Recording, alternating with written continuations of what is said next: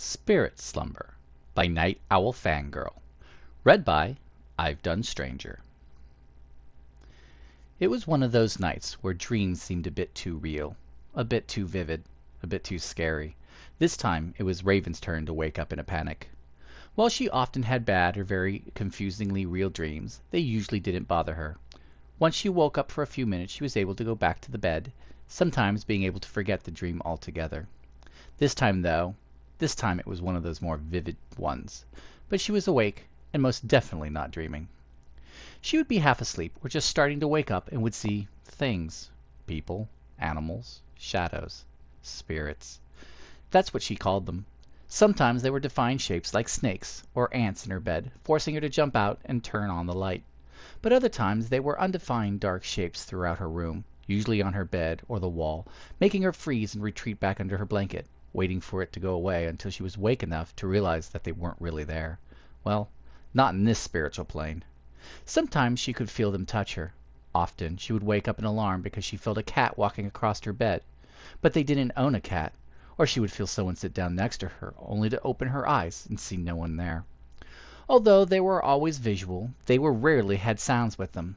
It had only happened once a few times before, and it completely freaked her out, causing Robin to feel her heightened anxiety through the defenseless bond and come to check on her only to find her standing and looking at her bed or huddled under the blanket. It was completely embarrassing for her, having him check on her and see and hear things that he couldn't. Well, at least the ones where she would hide. The other times she could shrug it off. They weren't as embarrassing. And unfortunately for her, tonight was again one of those nights.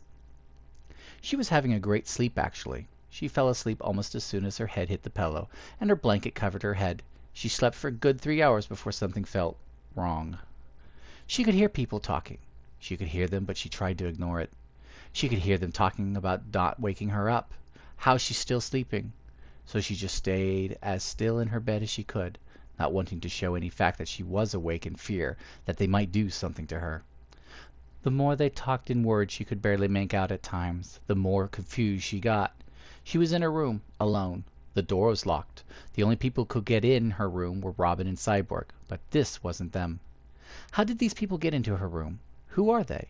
Why are they there? What are they doing? Are they going to hurt her? Did she accidentally fall asleep in the main room and the TV was on? Encouraging herself to find the answers to her questions, she opened her eyes and looked over to left by her window, seeing the tops of the people's heads as they talked, sitting in a circle. She froze again. It definitely wasn't the TV. There were people in her room, people she didn't know. She knew she needed to do something, anything, but she couldn't.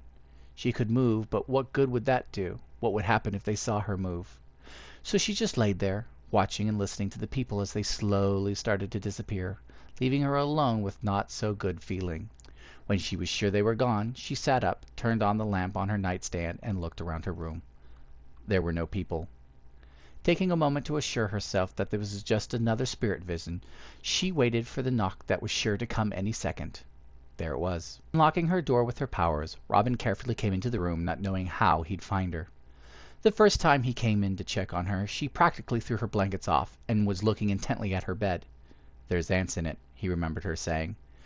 Going closer, he looked at the bed with her, but didn't see anything. "There's nothing there." "Yes, there is. They're all over." Taking another look at the bed to see it perfectly normal, he looked back at her. "Are you asleep?" She blinked a few times and looked at him, a bit confused, and replied softly, "I don't know." "Okay," Robin thought out loud. "How about you go to the bathroom and I'll check your room. Am I allowed to do that?" She nodded silently and walked out of her room towards the bathroom, fiddling with the hem of her tank top, still a bit spooked with what had happened. Watching her leave, Robin then turned his attention to the supposedly ant-infested bed. He turned on another light, took the top blankets off, felt around with his hands, even moved the pillows and checked under the bed, going as far as checking her windows for any cracks, looking for something. But there was nothing. Her bed was perfectly fine. Questions ran through his mind as he made her bed. Raven walked back in, looking quite embarrassed. "Are you okay now?" Robin asked again, seeing if she was conscious this time. "Yeah," Raven sighed, looking back at her now normal bed. "I didn't find anything," Robin reported, gesturing to the bed. "I checked the windows too, but—" "Yeah, I know. Nothing's there," she said, climbing back into bed. "Sorry to wake you. You can go back to bed." Are you sure? Robin asked, tentatively. He was nervous to leave her when she was in such a state. Yes, I was just sleep-seeing. I'm all good now, she said, finished with adjusting her blankets around her as she sat and looked at him. You can go now. Sleep-seeing, he thought. I don't think I should leave you just yet, he said slowly and carefully. And why is that? Well, because you just hallucinated. I don't think you should be alone right now. She sighed. This happens quite a lot. It's nothing but my consciousness shifting. It's nothing to worry about. But you were seeing ants that weren't there. But they were, she sighed again. No use in trying to explain it all. If you feel like you need to stay, you can have the chair. She motioned to the cozy chair between her bed and the bookshelf. Taking a moment to weigh his options, Robin decided to watch over her, just until she fell asleep for a bit. He wanted to make sure that she was truly safe, and she was all right. Making his way over to the chair, he grabbed a pillow from the floof and tucked it under his arm. If he was going to watch over her, he was at least going to be comfy. Well, good night, he said. Yeah, have fun, I guess, Raven said as she laid her head down on the right side and pulled the blanket over her. Wake me up if I start acting out in my sleep. All right, Robin nodded quietly as she cozied herself deeper into the blanket. She fell asleep fairly quickly, and then was out cold in about 10 minutes. He made sure she was sleeping before he left her, saying a good night as he left, taking a glance back to make sure she was still okay. So, Robin said as he walked into the room and sat next to her on the bed, bare eyes taking in her room. What was it this time? Spiders? After a while of these dreams happening, Robin went from watching her in the chair to falling asleep in the chair to being invited in the bed. Raven figured that he was going to insist on being with her. It was better to be comfy. That, and sometimes she needed the extra real presence next to her for grounding. That she wasn't entirely crazy, and sometimes that took a while. She often slept with him when he had bad dreams, as he wanted to make sure he could provide the same comfort and support. No, there were people, she said softly, voice still a bit off from just waking up. People? He asked, getting under the blanket and propped himself up with the pillow. She nodded. That's a new one. Have you ever seen people like that before? Not while I'm sleeping. She shook her head sleepily. They were talking, too. What were they saying? He asked, genuinely curious. She exclusively only ever saw things. She only heard them making noise once before, and it scared her shitless, terrified her. I don't know. Raven rubbed her face, her eyes in complete disarray, strands of hair coming out from her bun, not happy that she got woken up from such a nice sleep. It was like they didn't want to wake me up. They wanted me to stay asleep. Robin stared down at the blanket that she had unconsciously started fidgeting as he thought. Did they seem to have ill intent? She shook her head. No, not at all. They were just kinda there.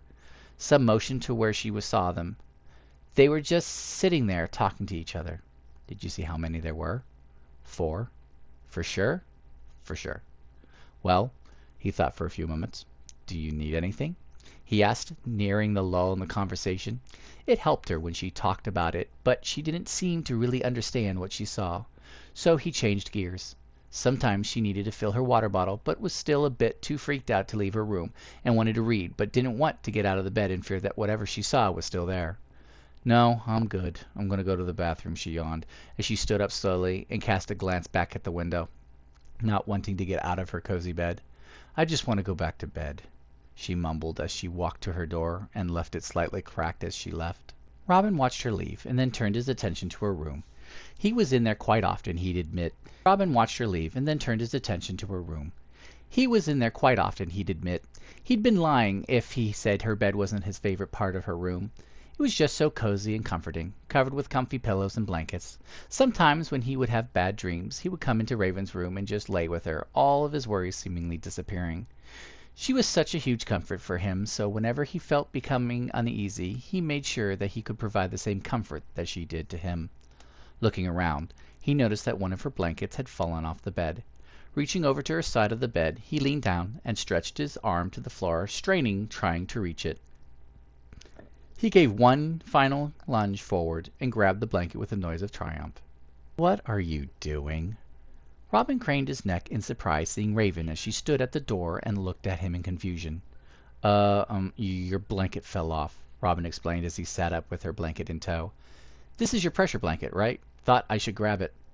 Raven gave a small exhale of amusement as she closed her door and walked back to the bed. "Yes, thank you," she said, taking the blanket and resting it on her lap once she pulled on the comforter. Something that helped Raven sleep was having a blanket over her head. Yeah, odd, she knew, but it was something about having the added pressure helped her calm down and fall asleep easier. She had a hard time without it, so she was thankful that Robin spotted that it had fallen off her bed. "So, are you going back to bed, or are you staying up?" Robin asked, seeing if she still was propped up. "Stay up, just for a bit," Raven responded, as she still gave a glance to the spot by her window, making sure that whatever she saw was really gone. "All right. Do you want to do anything?" Usually when they woke up from a bad dream, they would do something together, whether it be watching something, reading, or just talking. It was a way to calm down while she still was having to comfort her. "Can you read to me?" she asked, with a bit unsure in her request. "Of course. What were you reading?" Raven turned to her nightstand and took a book that laid on top, handing it to Robin. 14 Ways to Die. He read the title out loud and looked at Raven. Lovely. She rolled her eyes and turned towards him, laying on her right side, hands resting next to her pillow, and her hair falling around her face as she looked up at him expectantly. Robin looked down at her and smiled. Raven was always so guarded and defensive most of the time, and when it was just them, he got to see her in the way that the others didn't. With him, she got to be defenseless, vulnerable. With him, he got to see just how expressive and sensitive she really was. He got to see her look at him and things in general with such emotion that all he could do was smile and let his heart melt. All right, chapter 73. Wait, 73? He blinked as he opened the book to where she left off. She was about halfway through it, and it was already on chapter 73? The chapters are short. Raven smiled slightly at his bewilderment, like just a few pages short. Robin flipped back to a few pages, and sure enough, she was right. Some chapters had only 1 or 2 pages, while others had a whopping 4 or 5. Robin cleared his throat for the dramatic effect, and he began to read. Chapter 73. As Robin read, he would look over at Raven occasionally to make sure she was all right.